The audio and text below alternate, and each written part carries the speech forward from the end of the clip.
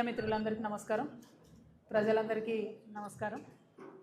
ఇవాళ రాష్ట్రంలో ఎండాకాలం వచ్చిందంటే ఒక పక్క పరీక్షల గొడవ, ఇంకొక పక్క స్కూళ్ళు అడ్మిషన్లు, స్కూల్ ఫీజుల గొడవ రాష్ట్రమంతా నడుస్తున్నటువంటి సందర్భం. మరి ఇవాళ మన తెలంగాణ రాష్ట్రంలో చూసుకున్నట్టయితే మొత్తంగా 39,641 పాఠశాలలు ఉన్నాయి. మొత్తంగా తెలంగాణ రాష్ట్రంలో 39,641 పాఠశాలలు ఉన్నాయి. దీంట్లో 62.36 అంటే 62,36,000 మంది విద్యార్థులు చదువుతూ ఉన్నారు. ఈ 39,641లో ప్రభుత్వ పాఠశాలలు 27,581 ప్రభుత్వ పాఠశాలలు ఉంటే ప్రైవేటు పాఠశాలలు 12,061 పాఠశాలలు ప్రైవేట్ ఉన్నాయి. మొత్తం 62 లక్షల మంది విద్యార్థుల్లో ప్రభుత్వంలో 24,32,000 మంది చదివితే ప్రైవేటు పాఠశాలల్లో 38,000 మంది చదువుతూ ఉన్నారు. అంటే కేవలం 1 నుంచి 10వ తరగతి విద్యార్థుల సంఖ్యను మాత్రమే నేను రాష్ట్ర ప్రజలకు తెలియజేస్తా ఉన్నాను. అంటే ఈ రాష్ట్రంలో 12,000 పాఠశాలలు ఉంటే అందులో 38 లక్షల మంది విద్యార్థులు 1 నుంచి 10th క్లాస్ వాళ్ళు ప్రైవేట్లో చదువుతూ ఉన్నారు. మరి ప్రైవేటు పాఠశాలలు అందులో రకరకాలు ఉన్నాయి. ఒక 350 పాఠశాలలు ఐసిఎస్సి, సిబిఎస్సి, ఐబీ, ఆక్స్ఫర్డ్ ఇట్లాంటి స్పెషలైజేషన్, మాంటెసరీ ఇవన్నీ చెప్పేటటువంటి ఒక 350 పాఠశాలలు ఉంటే అందులో దాదాపుగా ఒక 3 లక్షల మంది పిల్లలు చదువుతూ ఉన్నారు. ఇంకొక 1,500 ఏమో నారాయణ, చైతన్య, కృష్ణవేణి ఇట్లా రకరకాల పేర్లతో ఇప్పుడు వచ్చే నార్త్ స్కూళ్ళు, ఐలెను, బిలెను ఇవన్నీ ఒక కార్పొరేట్ విద్యా సంస్థలు. అంటే ఒక్కొక్క సంస్థకు 100 స్కూళ్ళు, 150 స్కూళ్ళు ఉన్నటువంటి పెద్ద విద్యా సంస్థలు ఒక 1,500 ఉన్నాయి. అందులో దాదాపు 5 లక్షల మంది పిల్లలు కూడా చదువుతున్నారు. ఇక మిగతా పిల్లలందరూ ఈ చిన్న చిన్న 12,000 పాఠశాలల్లో చదువుతున్నటువంటి పరిస్థితి. ఎందుకు ఇవి చెప్తా ఉన్నామంటే ఇందులో మళ్ళీ ఒక స్పెషల్ స్కూల్స్ ఉంటాయి. ఒక 236 పాఠశాలలు మాత్రం ప్రైవేటులో వాటిని బడ్జెట్ స్కూల్స్ అంటారు. ఈ 236 పాఠశాలల్లో అంటే జిల్లాకు ఒక 10 ఉండొచ్చు. ఆ పాఠశాలల్లో ప్రభుత్వం ఏం చేస్తుందంటే ఎస్సీ, ఎస్టీ విద్యార్థులకు ప్రతి విద్యార్థికి 42,000 రూపాయలు పే చేసి రాష్ట్రం మొత్తంలో ఒక 30,000 మందికి మాత్రం 42,000తోని చదువు చెప్పిస్తుంటుంది అన్నమాట. సో ఈ మొత్తం మన రాష్ట్రంలో ఉన్న విద్యా వ్యవస్థ యొక్క స్థితిగతులు. మరి ఇవాళ ఎందుకు పెట్టుకుంటున్నాం ఈ ప్రెస్ మీటు? ఏప్రిల్ రానే లేదు. ఈ సిబిఎస్ఈ, ఐబీ ఇట్లాంటి స్కూల్స్ వాళ్ళు ఆల్రెడీ 25%, 30%, 40% ఫీజులు పెంచినటువంటి పరిస్థితి ఉన్నది. ఇప్పటికే అనేక జిల్లాలలో, హైదరాబాద్ మహానగరంలో మరీ ప్రత్యేకించి పేరెంట్స్ పోయి కంప్లీట్గా స్కూళ్ళ ముందు ధర్నాలు చేస్తున్నటువంటి పరిస్థితి ఉన్నది. ఫీజు కనబడడానికి 1,00,000 రూపాయలు ఉంటుంది, కానీ ఇంకొక 30,000 అదనంగా, అది బస్సుకు అంటారు, స్కూల్కి అంటారు, బుక్స్కి అంటారు, రకరకాల పేర్లతో ఇంకొక 30,000 అదనంగా పేరెంట్స్ మీద బర్డెన్ ఉంటుంది. ఇంకొకటి ఏంటంటే అన్ని ప్రభుత్వాల్లో ఒక రూల్ ఉంటుంది. 1,30,000 ఫీజు అంటే ఎవ్రీ మంత్ తీసుకోవాలి ఫీజు, ప్రతి నెల తీసుకోవాలి ఫీజు. కానీ ప్రైవేట్ పాఠశాలలు ఏం చేస్తాయి? ఫోర్స్ చేస్తాయి పేరెంట్స్ని, మీరు 60% అప్ ఫ్రంట్ ఫస్ట్ కట్టేసేయండి. అంటే ఒక పేద మధ్యతరగతి ఉద్యోగికి భార్యాభర్త ఇద్దరు చేస్తే కూడా కుటుంబం వెళ్ళడం ఇబ్బందిగా ఉన్నటువంటి ఒక చిన్న కుటుంబంలో 60% ఫీజు అంటే 60,000 రూపాయలు ఒకటేసారి కట్టాలి స్కూల్ కంటే నిజంగా దేవుడు కనబడే పరిస్థితి ఉన్నది అలా తెలంగాణ రాష్ట్రంలో. ఈ విషయాల మీదనే, ఈ అంశాల మీదనే రేవంత్ రెడ్డి గారు పదే బీఆర్ఎస్ గవర్నమెంట్ అప్పుడు ఉన్నప్పుడు క్రిటిసైజ్ చేసి మీరు ఫీ నియంత్రణ చేయండి అని చెప్పిండ్రు. మరి అలా 3 సంవత్సరాలు అవుతుంది, 3 బడ్జెట్లు పెట్టుకున్నారు వీళ్ళు. మొన్న బడ్జెట్ సమావేశంలో కూడా నువ్వింత తిన్నావు అని వీళ్ళని వాళ్ళు తిట్టుకోవడం తప్పితే కనీసం పేద మధ్యతరగతి పిల్లలు ఇబ్బంది పడుతూ ఉన్నారు. మరి ఫీజు నియంత్రణ కోసం ఒక చట్టం తేవాలి అని చెప్పి ఆలోచన ఈ ప్రభుత్వానికి లేకపోవడం అనేది సిగ్గుచేటు. నేను అర్జెంటుగా డిమాండ్ చేస్తూ ఉన్నా. గత 10-12 రోజులుగా ఈ రాష్ట్రంలో, ఈ హైదరాబాద్ మహానగరంలో స్కూళ్ళ ముందట పిల్లల యొక్క పేరెంట్స్ చేస్తున్న ధర్నాలు చూసన్నా మీ ప్రభుత్వం కళ్ళు తెరవాలి. అవసరమైతే స్పెషల్ అసెంబ్లీ సెషన్ పెట్టండి, అర్జెంటుగా చట్టం తీసుకురండి. ఆనాడు తిరుపతిరావు గారి కమిటీ ఏదైతే ఉండనో ఆ కమిటీ కూడా 8 to 10% ఫీజు పెంచుకోమని చెప్పింది every year.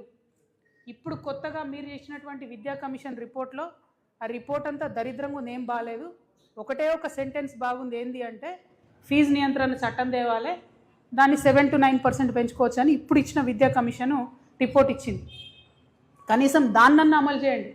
Special assembly session పిలవాలి ఈ ప్రభుత్వం చాలా అర్జెంటుగా, ఫీ నియంత్రణ కమిటీ వేయాలి అర్జెంటుగా. ఏ స్కూల్ అయినా సరే 8 to 10% కన్నా ఫీజు ప్రతి సంవత్సరం పెంచుకోవడానికి వీలు లేదు. దాని మీద ఈ ప్రభుత్వం కఠినంగా వ్యవహరించాలని చెప్పి నేను డిమాండ్ చేస్తూ ఉన్నాను. మరి స్కూల్స్ కూడా నా రిక్వెస్ట్ స్కూల్స్ అందరితో, మీరు 8 to 10% ఫీజు పెంచుకోండి ఎవ్రీ ఇయర్, కానీ 30% 40% పెంచితే పేద మధ్యతరగతి విద్యార్థులు వాళ్ళ యొక్క తల్లిదండ్రులు చాలా దారుణమైన ఇబ్బందులు పడుతున్నారు. మీరు 30% పెంచుతారు, కానీ ఏదో చిన్న బట్టల షాప్లో ఒక సింగిల్ పేరెంట్ లేడీ ఉంటుంది, ఆమె పని చేస్తూ ఉంటుంది, ఆ యజమాని పెంచాడు వాళ్ళకి జీతం అట్లా ఇవ్వలేరు, వాళ్ళు అట్లా వచ్చి ఒకసారి కట్టలేరు. ఇద్దరు కూడా కలిసి ఏదైనా చిన్న ప్రైవేట్ కంపెనీలో పనిచేస్తే ఎవ్రీ ఇయర్ వాళ్ళకి పెరగదు, 10% 15% పెరగదు శాలరీ. దయచేసి దాని మీద దృష్టి పెట్టాలని నేను డిమాండ్ చేస్తూ ఉన్నా. ఇంకొక మాట, ఈ నారాయణ చైతన్య ఇట్లాంటి కార్పొరేట్ స్కూల్స్ దాదాపు ఒక 1500 ఉన్నాయి. వాళ్ళు ఏం చేస్తున్నారు, పెంచుడు ఫీజు వాళ్ళు 30% పెంచుతారు, కానీ టీచర్స్కి మాత్రం జీతం పెంచరు, టీచర్స్కి మాత్రం పిఎఫ్ కట్టరు. ప్రైవేటు పాఠశాలలలో వేల మంది యువతి యువకులు పనిచేస్తూ ఉన్నారు, వాళ్ళ జీవితాలు దుర్భరంగా ఉన్నాయి. 15,000కి ఇస్తున్నారు జీతం, అంతకుమించి ₹1 ఇయ్యరు, పిఎఫ్ కట్టరు. ఇంకా ఘోరం ఏంటంటే ఈ ప్రభుత్వాన్ని ఇలా కొత్తగా మేము ఆనాడు డిమాండ్ చేస్తే ఫుడ్ సెక్యూరిటీ కోసం ఒక టాస్క్ ఫోర్స్ వేసారు. ఆ టాస్క్ ఫోర్స్ని నేను డిమాండ్ చేస్తున్నా, go to any college, go to Narayana Chaitanya Allen బిలని కొత్తగా వచ్చినవి 10,000 మంది విద్యార్థులకు ఒక్క దగ్గర వంట చేస్తున్నారు వాళ్ళు. అంటే చిన్నగా పాయిజనింగ్ అయితే ఫుడ్ పాయిజనింగ్ ఒక్క డేలో 10,000 మంది పిల్లలకు ఎఫెక్ట్ అవుతుంది. నేను అడుగుతా ఉన్నా ఈ ప్రభుత్వాన్ని, కనీసం ఎప్పుడైనా ఒక్కసారి పోయి ఆ ఫుడ్ శాంపుల్ చేసిరా మీరు? నారాయణ క్యాంపస్లకు, చైతన్య క్యాంపస్లకు, ఈ కొత్తగా వచ్చే నార్త్ ఇండియన్ స్కూల్ క్యాంపస్లకు ఎప్పుడైనా పోయి శాంపిల్ చేసిరా మీరు? ఫుడ్ అర్జెంటుగా శాంప్లింగ్ చేయండి. ఐఎమ్ డిమాండింగ్, ఏదో కొత్త కమిటీ చేసిరు వాళ్ళని డిమాండ్ చేస్తున్నాను నేను సజ్జనార్ గారి నేతృత్వంలో, please check the quality of food in these corporate schools and colleges. వారి దోపిడీ దారుణంగా ఉన్నది. చెప్పే చదువు శారుడు బల్పాలు దోషుడు అన్నట్టు, పైసలు ఎక్కువ ఉన్నాయి, చదువు తక్కువ ఉంది. 1,50,000 మంది ఒక ఇన్స్టిట్యూట్లో ఉంటే ఒక 100 మందికి ర్యాంక్స్ వస్తాయి. ఆ 100 మందిని చూసి మనం ఆగమాగం అయిపోయి పేరెంట్స్ అందరం కూడా అందులో చేర్పిస్తున్నటువంటి పరిస్థితి ఉన్నది. కానీ దీన్ని ప్రభుత్వం సీరియస్గా తీసుకోవాలి. ఇంకొక విషయం ఏంటంటే, ఈ ప్రభుత్వం వెరైటీగా పెద్ద ప్రైవేట్ హాస్పిటళ్లను సీఎం గారే పోయి ఓపెన్ చేస్తారు, పెద్ద ప్రైవేట్ పాఠశాలలను కూడా సీఎం గారే పోయి ఓపెన్ చేస్తారు. అంటే మీరు ఏం మెసేజ్ ఇస్తున్నారు? మేము ప్రైవేట్ వాళ్ళని ప్రోత్సహిస్తాం, మీరు ప్రజల మీద వాడి కాల్స్కు తినండి, దోపిడీ చేసుకు తినండి అనే మెసేజ్ సీఎం గారు ఇస్తూ ఉన్నారు. ఇది కరెక్ట్ కాదు. ఈ ప్రభుత్వం ఏదైతే ప్రైవేటు పాఠశాలలు దోపిడీ చేస్తూ ఉన్నాయో, పేరెంట్స్ దగ్గర ఫీజు వసూలు చేస్తూ ఉన్నాయో ముక్కుపిండి, దాన్ని కంట్రోల్ చేయండి. స్పెషల్ సెషన్ పెట్టండి, అర్జెంటుగా బిల్లు పాస్ చేయండి, ఫీజు నియంత్రణ చేయండి. ఎట్ ద సేమ్ టైం ఈ 236 బడ్జెట్ స్కూల్స్కి ఇప్పటి వరకు మీరు దాదాపుగా 212 కోట్ల రూపాయలు బాకీ ఉన్నారు. మీరు బాకీ ఉండడంతో వాళ్ళు పిల్లల దగ్గర ఫీజు వసూలు చేస్తున్నారు, ఇబ్బంది పడుతూ ఉన్నారు.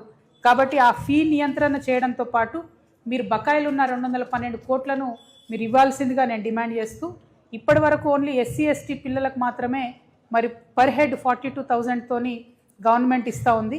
ఈ బెస్ట్ అవైలబుల్ స్కూల్లో సేమ్ బ్రాకెట్లో 1,50,000 కన్నా సంవత్సరానికి మరి ఇన్కమ్ లేనటువంటి BC పిల్లలకు కూడా అవకాశం ఇవ్వాలి అని చెప్పి నేను ప్రభుత్వాన్ని డిమాండ్ చేస్తూ ఉన్నాను.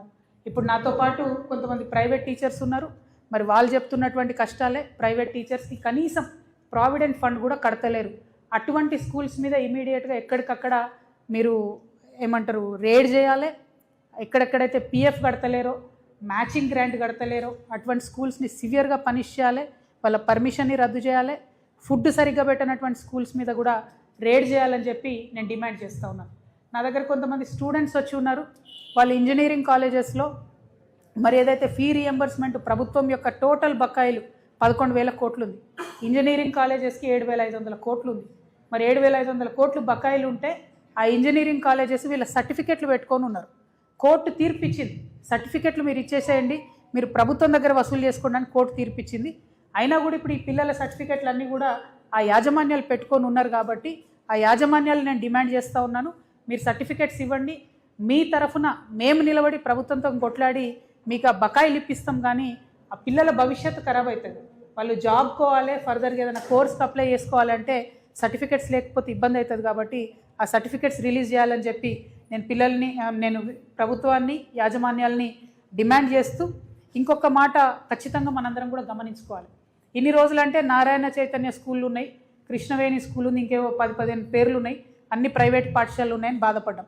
ఇప్పుడు కొత్త ట్రెండ్ ఏమవుతుందంటే మొత్తం నార్త్ ఇండియా స్కూల్స్ వస్తున్నాయి ఇక్కడికి. అలెను, ఎక్సలెన్సు, రెజనెన్సు, ఫిజిక్స్ వాళ్ళ, వీళ్ళందరూ నార్త్ ఇండియన్ స్కూల్స్.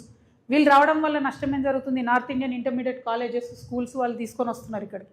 నష్టం ఏం జరుగుతుందంటే టోటల్ ఫ్యాకల్టీ వాళ్ళు ఓన్లీ నార్త్ ఇండియన్స్కే జాబ్స్ ఇస్తున్నారు. రిసెప్షనిస్ట్ దగ్గర నుంచి బాత్రూమ్స్ క్లీన్ చేసే వరకు కూడా వాళ్ళు ఓన్లీ నార్త్ ఇండియన్స్కే అవకాశాలు ఇస్తున్నారు. మరి మన తెలంగాణ లెక్చరర్స్ ఎటు పోవాలి, తెలంగాణ టీచర్స్ ఎటు పోవాలి, తెలంగాణ వాళ్ళకు ఉద్యోగాలు కావాలన్నా వద్దా? ఈ విషయంలో ప్రభుత్వం ఏమైనా స్టాండ్ తీసుకుంటుందా, తీసుకోదా? ఒకవేళ అందులో ఉద్యోగాలు మన వాళ్ళకి ఇవ్వకపోతే వాళ్ళకి పర్మిషన్ ఇవ్వకండి. మీరు ఎందుకు ఇస్తున్నారు పర్మిషన్? ఈ ఇయర్ పర్మిషన్స్ ఒకసారి లిస్ట్ మేము త్వరలో బయట పెడతాం. టోటల్ నార్త్ ఇండియన్ స్కూల్స్కే పర్మిషన్ ఇచ్చారు. తెలంగాణ వాళ్ళు ఎవరైనా అప్లై చేస్తే ఇస్తలేరు. ఇవ్వచ్చు కదా, తెలంగాణ ఉద్యమకారులకు ఇవ్వండి, తెలంగాణ యువకులకు ఇవ్వండి, వాళ్ళు పెట్టుకుంటారు. ఒకటో రెండో కాలేజీలు వాళ్ళు బతికిపోతారు కదా. ఎందుకు నార్త్ ఇండియన్ లాబీని మీరు ఎంకరేజ్ చేస్తున్నారని చెప్పి నేను ప్రభుత్వాన్ని డిమాండ్ చేస్తూ, మళ్ళీ ఒకసారి నా డిమాండ్ని రిపీట్ చేస్తున్నా.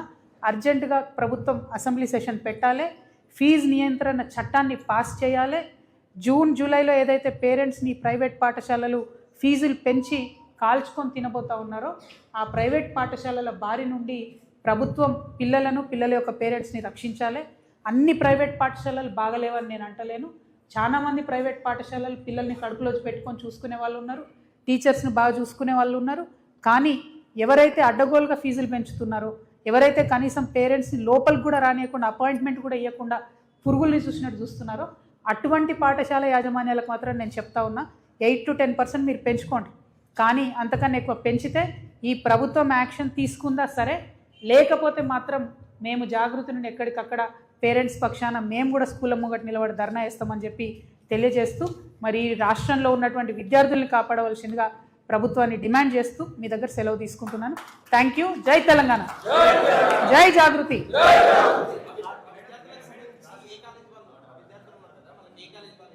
ఏ కాలేజ్ నవీన్ వీళ్ళంతా? ఓకే,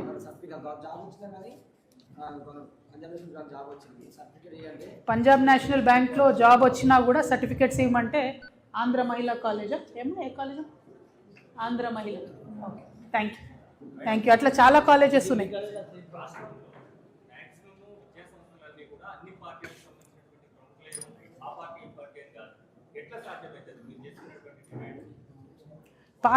పార్టీ ఇంపార్టెంట్ కాదు కదండి. నేనేమంటున్నా, ఏ పార్టీ వాళ్ళు స్కూల్ పెట్టుకుంటున్నారు అన్నది పాయింట్ కాదు. స్కూల్ ఎవరన్నా పెట్టుకోవచ్చు, ప్రభుత్వానికి ఒక స్టాండ్ ఉండాలి కదా. 7 నుంచి 10% మధ్యలో ఫీజు అనేది ఇన్ఫ్లేషన్ ప్రకారం పెంచుకోవడం అన్నది ఎవరమన్నా యాక్సెప్ట్ చేయొచ్చు. అన్ఫార్చునేట్లీ అట్లా మనకు జీతాలు పెరగవు ప్రైవేట్ సంస్థల్లో పనిచేసే ఉద్యోగులకు. అయినా సరే 7 to 10% పెంచుతున్నారంటే పిల్లల్ని బాగా చూసుకుంటారు కాబట్టి ఓకే అనుకోవచ్చు. కానీ 30% పెంచడం, 40% పెంచడం అన్యాయం. అది పిల్లలకు, పేరెంట్స్కి బర్డెన్ అవుతుంది. 1. 2, ఎవ్రీ మంత్ తీసుకోవాల్సిన ఫీజు ఒకటేసారి మీరు 60% కట్టమంటే ఎట్లా ఉంటుంది? డబ్బులు ఉండవు కదా, వెసులుబాటు కాదు కదా.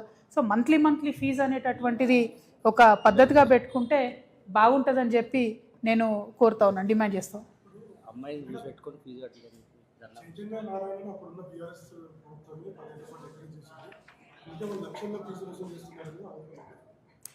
ఇప్పుడు స్కూల్స్, ఎస్పెషల్లీ కార్పొరేట్ స్కూల్స్తోని విషయం ఏంటంటే, దాదాపుగా మీరు ఏదైనా ఒక మనమన్న ఈ 2 పేర్లలో చైతన్య నారాయణ తీసుకుంటే ఒక్కొక్కరి దగ్గర 1,50,000 మంది స్టూడెంట్స్ ఉన్నారు. 1,50,000 నుంచి 2.5 లక్షల ఫీజు వసూలు చేస్తున్నారు. 1,50,000 మంది స్టూడెంట్స్ ఇంటూ 1,50,000 ఫీజు వేసుకుందాం అంటే సంవత్సరానికి ఎన్ని వేల కోట్ల వ్యాపారం అవుతుందన్నది లెక్క మీ అందరికీ అర్థమవుతున్నది. పోనీ మరి 1000 నుంచి 1,500 కోట్ల వ్యాపారం ఒక్క సంవత్సరానికి చేస్తున్న ఈ విద్యా సంస్థలు కనీసము ₹1 కూడా ట్యాక్స్ కట్టవు. కట్టవు. వాటికి రకరకాల కంపెనీలు పెట్టి వాటిలోకి మళ్ళిస్తూ ఉంటారు బిజినెస్ అంతా.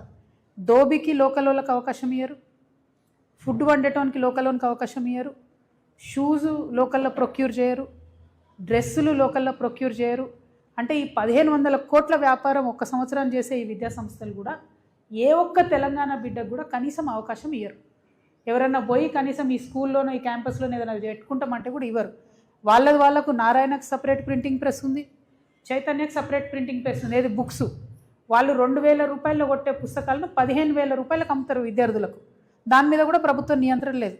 సరే ఇవన్నీ ఒక రకం అనుకుంటే కనీసం ఫుడ్ మీద నియంత్రణ లేదు. హాస్టళ్లలో ఫుడ్ మీద ప్రభుత్వం యాజ్ అ పాలసీ చెక్ చేయాలి కదా. ప్రైవేట్ హాస్టల్ని ఆ ఫుడ్ కమిషన్ ఉన్నది, ఏం చేస్తున్నారు? మేము అడిగే ప్రశ్నలు ఇవే. 2 బీఆర్ఎస్ ఎంకరేజ్ చేసిందని కాంగ్రెస్ ఎంకరేజ్ చేస్తే బీఆర్ఎస్కి పట్టిన గతే కాంగ్రెస్కి పడుతుంది, వేరే ఏం లేదు. నేను అనేది పార్టీలు రిలవెంట్, పార్టీలతో సంబంధం లేదు. ఇది పిల్లల విషయం, విద్యార్థుల విషయం. ఇప్పుడు సీజన్ ఇది, స్కూల్ స్టార్ట్ అవుతున్నాయి కాబట్టి ప్రభుత్వం అర్జెంటుగా సెషన్ పెట్టి ఫీజు నియంత్రణ కమిటీని దయచేసి ఏర్పాటు చేయాలని చెప్పి నేను డిమాండ్ చేస్తున్నాను.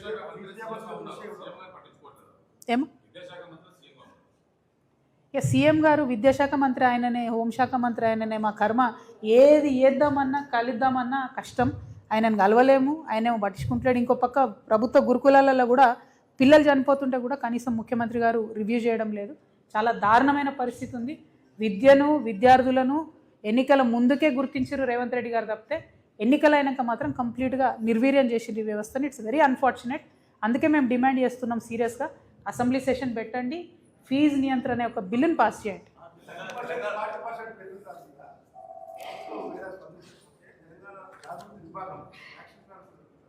మేము ఇందాకే చెప్పినాం కదండి, ఇప్పుడేమో పిల్లల యొక్క పేరెంట్స్ ధర్నాలు చేస్తున్నారు. ఒకవేళ 10% కన్నా ఎక్కువ ఏమైనా స్కూల్స్ పెంచితే ప్రభుత్వం ఫీ నియంత్రణ యొక్క చట్టం తీసుకొని అది అమలు చేయకపోతే జాగృతి సంస్థగా త్వరలో పార్టీగా మారబోతున్నటువంటి మేము ఖచ్చితంగా స్కూల్ యాజమాన్యాల దగ్గర స్కూల్స్ ముంగట కూడా ధర్నాలు చేయడానికి వెనుకాడబోం. ఆ పరిస్థితి తేవద్దని ప్రభుత్వాన్ని నేను విజ్ఞప్తి చేస్తున్నాను. ఎందుకంటే 12,000 పాఠశాలలు ఉన్నాయి, ప్రతి జిల్లాలో లొల్లి పెట్టాల్సి వస్తుంది, అది మంచిది కాదు. కానీ చాలా తీవ్రంగా నష్టపోతున్నారు ప్రజలు, ముఖ్యంగా మధ్యతరగతి ప్రజలు. కాబట్టి ప్రభుత్వం తక్షణమే ఫీజు నియంత్రణ యొక్క చట్టాన్ని పాస్ చేయాలి, స్పెషల్ సెషన్ పెట్టని డిమాండ్ చేస్తాం.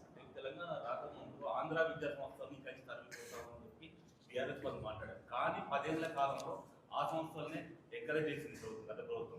ఈ రోజు ఆ సంస్థలే ఆంధ్ర సంస్థలే కాదు, ఇలా నార్త్ ఇండియా నుంచి కూడా సంస్థలు పెట్టే స్థాయికి వచ్చి తెలంగాణకు సంబంధించినటువంటి వాళ్ళ విద్యా సంస్థలన్నీ కూడా ఇలా ఆగమైపోయిన పరిస్థితి. దీనిపై మీరు మీకు ఒక మాట చెప్తా అండి. నేను ఇదివరకు ప్రజలకు చెప్పిన ఈ విషయం ఇప్పుడు ప్రజలకు స్పష్టమవుతుంది.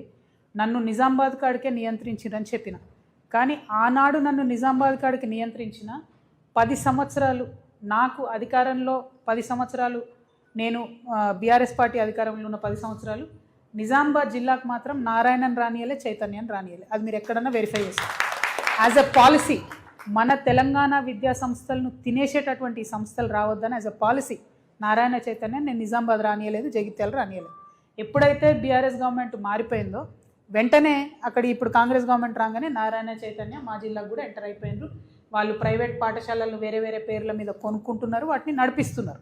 ఇప్పటికైనా సరే రేవంత్ రెడ్డి గారు ఒక స్టాండ్ తీసుకోవాలి. విద్యాశాఖ మంత్రిగా ఉన్నారు మీరు, ముఖ్యమంత్రిగానే కాదు, ఒక స్టాండ్ తీసుకోవాలి.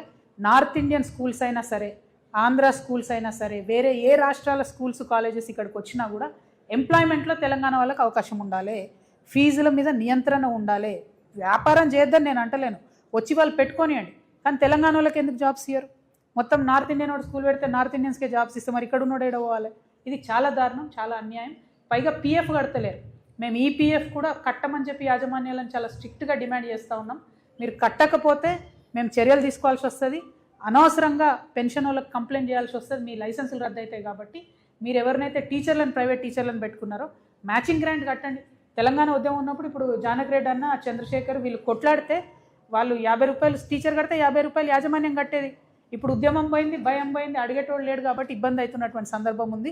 ఖచ్చితంగా మేము టేకప్ చేస్తాం, ప్రైవేట్ టీచర్లను కాపాడుకుంటాం, మన తెలంగాణ వాళ్ళకి ఆ ప్రైవేట్ టీచర్లు ఉద్యోగాలు వచ్చేలాగా ప్రయత్నం చేస్తాం.